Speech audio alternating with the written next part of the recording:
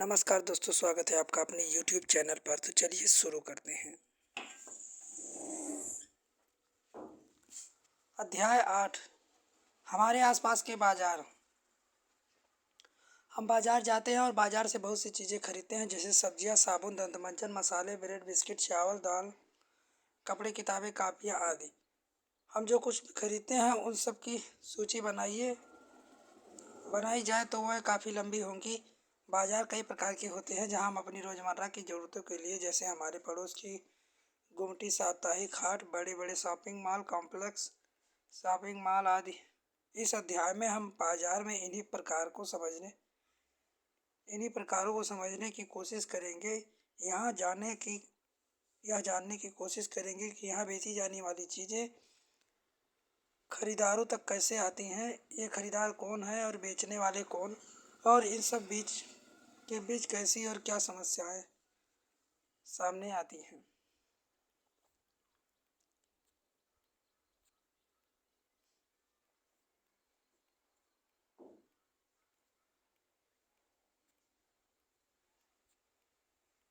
लोग साप्ताहिक बाजारों में क्यों जाते हैं? 3 कारण बताएं। इन साप्ताहिक बाजारों में दुकानदार कौन होते हैं? बड़े व्यापारी बाजारों में क्यों नहीं दिखते? साप्ताहिक बाजारों में सामान सस्ते दामों पर क्यों मिल जाता है? एक उदाहरण देकर समझाइए कि लोग बाजारों में कैसे मोल तोल करते हैं। क्या आप ऐसी स्थिति के बारे में सोच सकते हैं जहां मोल तोल करना अन्यायपूर्ण होगा? समीर, रेडीमेड वस्त्रों का एक व्यापारी। साप्ताहिक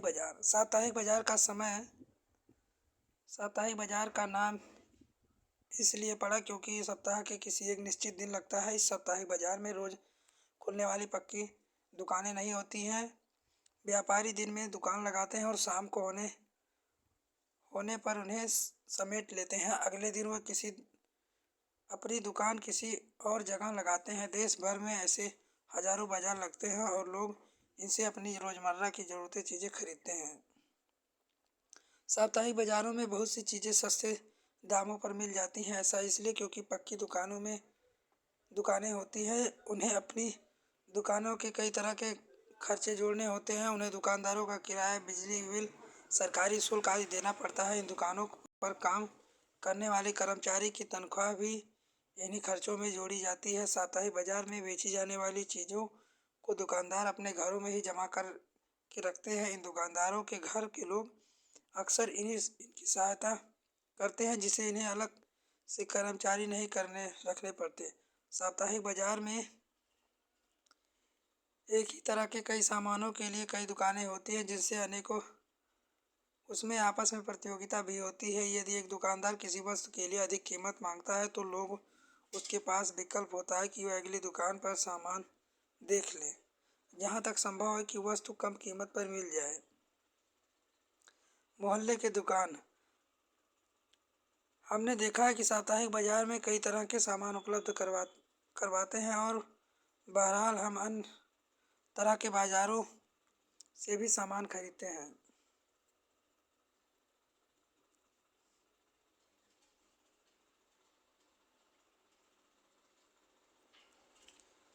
सुजाता नोटबुक लेकर दुकान क्यों गई? क्या यह तरीका उपयोगी है? क्या इसमें कोई समस्या भी आ सकती है? आपके मोहल्ले के अलग अलग प्रकार की कौन कौन सी दुकानें हैं? आप उसमें से क्या खरीदते हैं? सड़क किनारे की दुकानों या साप्ताहिक बाजार में मिलने वाले सामान की तुलना में पक्की दुकानों से मिलने वाला सामान महंगा क्यों होता है? ऐसी बहुत सी दुकानें हमारे मोहल्ले में होती हैं जो हमें कई तरह की सेवाएं और सामान उपलब्ध करवाती हैं। हम पास के डेयरी से दूध, किराना व्यापारी से तेल, मसाले, अन्य खाद्य पदार्थ तथा स्टेशनरी के व्यापारी से कागज़ कलम या फिर दवाइयों की दुकान से दवाई भी खरीद सकते हैं। इस तरह की दुकानें अक्सर पक्की अस्थायी होती हैं, जबकि सड़क किनारे फुटपाथ पर सब्जियों के कुछ छोटे दुकानदार, फल विक्रेता और कुछ गाड़ी मैकेनिक आदि भी दिखाई देते हैं।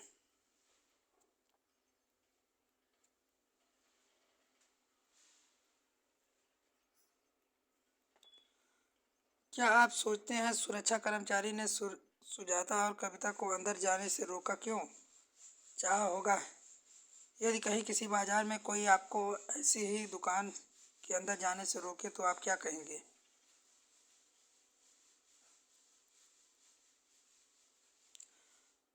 ऐसा क्यों होता है कि लोग माल में दुकानदारों से मोल तोल नहीं करते हैं, जबकि साप्ताहिक बाजारों में ऐसा खूब किया जाता है? आपको क्या लगता है, आपके मोहल्ले की दुकान के सामान कैसे आता है, पता लगाइए और कुछ उदाहरणों के समझाइए। थोक व्यापारी की भूमिका जरूरी क्यों होती है? दिल्ली के 10 थोक बाजारों में 4 ऊपर दिए गए नक्शे में दिखाए गए हैं। शॉपिंग कॉम्प्लेक्स और मॉल। इस प्रकार अभी हमने दो प्रकार के बाजार देखा है। पहला साप्ताहिक बाजार, दूसरा पड़ोस की दुकानों का बाजार। शहरों में कुछ अन्य प्रकार के बाजार भी होते हैं जहाँ एक साथ कई तरह की दुकानें होती हैं। इन्हें लोग शॉपिंग कॉम्प्लेक्स के नाम से जानते हैं। अब ये तो शहरी इलाकों में आपको बहुमंजिला वातानुकूलित दुकानें भी देखने को मिलेंगी, जिसकी अलग अलग मंजिलों पर अलग अलग तरह की वस्तुएं मिलती हैं। इन्हें मॉल कहा जाता है। इन शहरी दुकानों में आपको बड़ी बड़ी कंपनियों का ब्रांडेड सामान भी मिलता है और कुछ बिना ब्रांडेड सामान भी मिलता है। विज्ञापन वाले अध्याय में आपने पढ़ा है कि ब्रांडेड सामान जिसे कंपनियां बड़े बड़े विज्ञापन देकर क्वालिटी के दावे करती हैं, हमेशा महंगा होता है। कंपनियां अपने ब्रांडेड उत्पादों को बड़े शहरों बाजारों अपने विशेष शोरूम में बेचने के लिए रखती हैं। बिना ब्रांडेड के उत्पादों की तुलना में इन ब्रांडेड सामान की कीमत बोझ केवल कुछ ही लोग उठा पाते हैं। बाजारों की श्रृंखला। पहले हमने अपने विभिन्न तरह के बाजारों में पढ़ा है कि जहां हम अपना सामान खरीदते हैं। क्या आप सोचते हैं कि ये सभी दुकानदार अपनी दुकानों के लिए सामान कहां से लेकर आते हैं? सामानों का उत्पादन कारखानों, खेतों और घरों में होता है, लेकिन हम कारखानों में खेतों से सीधे सामान नहीं खरीदते हैं। चीज़ों का उत्पादन करने वाले भी हम कम मात्रा में, जैसे 1 किलो सब्जी या एक प्लास्टिक का आदि बेचने में रुचि नहीं रखेंगे। वह लोग जो वस्तु से उत्पादक और वस्तु के उपभोक्ता के बीच होते हैं उन्हें व्यापारी कहा जाता है। पहले थोक बड़ी मात्रा या संख्या में सामान खरीदते हैं, और जैसे सब्जियों का थोक व्यापारी कुछ किलो सब्जी नहीं खरीदता, बल्कि वह बड़ी मात्रा में 25 से 100 किलो तक सब्जियां खरीदता है। उन्हें वह दूसरे व्यापारी को बेचता है, और यह खरीदने वाले और बेचने वाले दोनों व्यापारी होते हैं। व्यापारियों की लंबी श्रृंखला का अंतिम व्यापारी जो अंततः वस्तुओं का उपभोक्ता को बेचता है, खुदरा या फुटकर व्यापारी कहलाता है। यह वही दुकानदार होता है जो आपको पड़ोस की दुकानों, साप्ताहिक बाजार या फिर शॉपिंग कॉम्प्लेक्स में सामान बेचता मिलता है।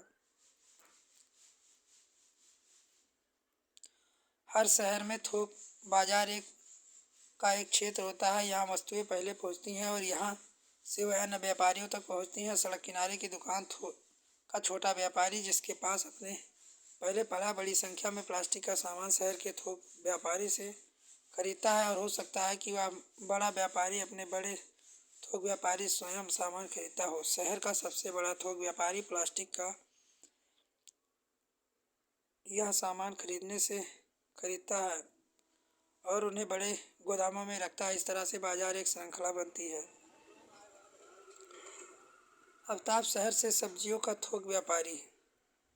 आफ्ताब उस थोक व्यापारी में से एक है जो बहुत बड़ी मात्रा में खरीदारी करते हैं। उनका व्यवसाय लगभग 3 बजे से आरंभ होता है। इसकी बड़ी समय सब्जियां बाजार में पहुंचती हैं। यही समय है जब सब्जियां बाजार या सब्जी मंडी में गतिविधियां तेज हो रही हैं। आसपास के दूर दूर खेत से ट्रक में मेट्रो रोड ट्रैक्टर ट्रालियां सब्जियां यहाँ लगने लगती हैं। जल्द ही नीलामी की प्रक्रिया आरंभ हो जाती है।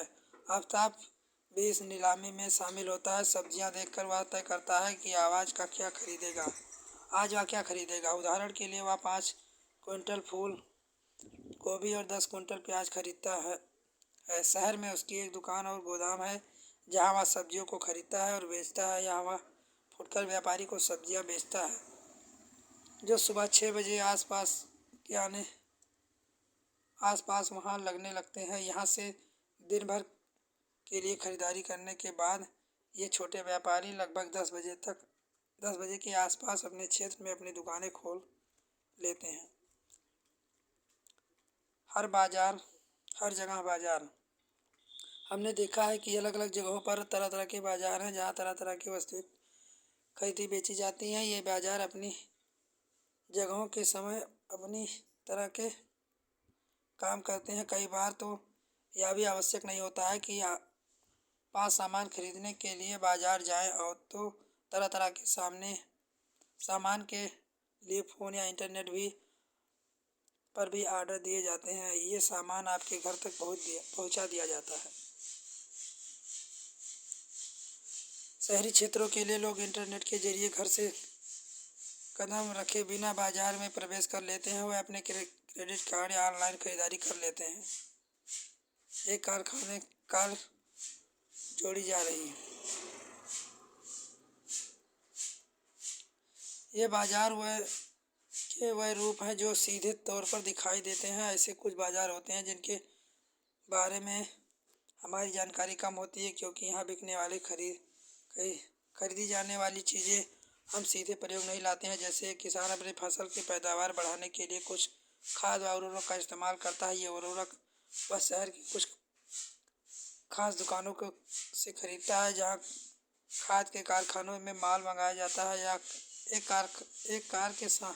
कारखाने के द्वारा इंजन, रेगुलेटर, पेट्रोल टंकियाँ, अक्सर पहिए आदि अलग अलग कारखानों से खरीदे जाते हैं। परंतु इसे बेखबर हम कार के शोरूम में अंतिम उत्पाद कार को ही देखते हैं। सभी चीज़ों के बनाने और बेचने की ऐसी ही कहानी होती है। आपने देखा होगा कि होम और डॉक्टर के क्लिनिक में कुछ ऐसी कंपनियों के प्रतिनिधि अपना सामान बेचने का कार्य कर रहे होते हैं। इस तरह हम देखते हैं कि बेचा खरीदना कई तरीकों से चलता रहता है। यह जरूरी नहीं है कि यह केवल बाजार की दुकानों से ही होता हो। बाजार और समानता। इस अध्याय में हमने आसपास के कुछ बाजारों पर नज़र डाली। हमने साप्ताहिक बाजार से लेकर शॉपिंग मॉल कॉम्प्लेक्स तक की दुकानों और दुकानदारों को देखा है। इन दोनों दुकानदारों में बड़ा अंतर है। एक छोटे पूंजी से व्यवसाय करने वाला दुकानदार, जबकि दूसरा अपनी दुकान के लिए बड़ी पूंजी खर्च कर सकता है। इसकी आमदनी भी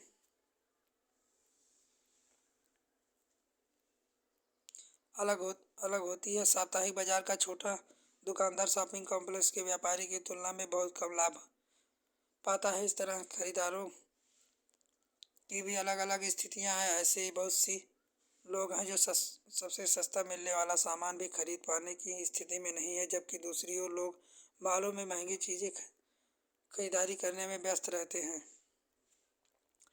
हमने सामान के उत्पाद से लेकर हम तक पहुंचाने से बनने वाली बाजारों की श्रृंखला को समझा। इस श्रृंखला से यह संभव होता है कि एक जगह उत्पादित होने वाला सामान लोगों के लिए हर जगह उपलब्ध हो जाए। वस्तुओं के बिकने से वस्तुओं का उत्पादन सीधे जुड़ा होता है। बनी हुई चीज़ों के बिकने से ही लोगों को रोजगार मिलता है और उत्पादन भी बढ़ जाता है। परंतु क्या इससे श्रृंखला के प्रत्येक स्तर का लाभ के समान अवसर मिलते हैं? आगे एक कमीज की कहानी अध्याय में हम इस सवाल को समझने का प्रयास करेंगे।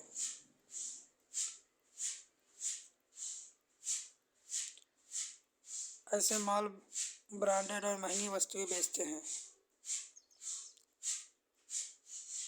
अभ्यास। एक फेरी वाला किसी दुकानदार से कैसे भिन्न होता है? निम्न तालिका के आधार पर एक साप्ताहिक बाजार और शॉपिंग मॉल कॉम्प्लेक्स की तुलना करते हुए उसका अंतर स्पष्ट कीजिए कि बाजारों की श्रृंखला कैसे बनती है, इससे किन उद्देश्यों की पूर्ति होती है। सब लोगों को बाजार में किसी दुकान पर जाने का सामान अधिक है। क्या आपके विचार में महंगे उत्पादों की दुकानों के बारे में यह बात सत्य है?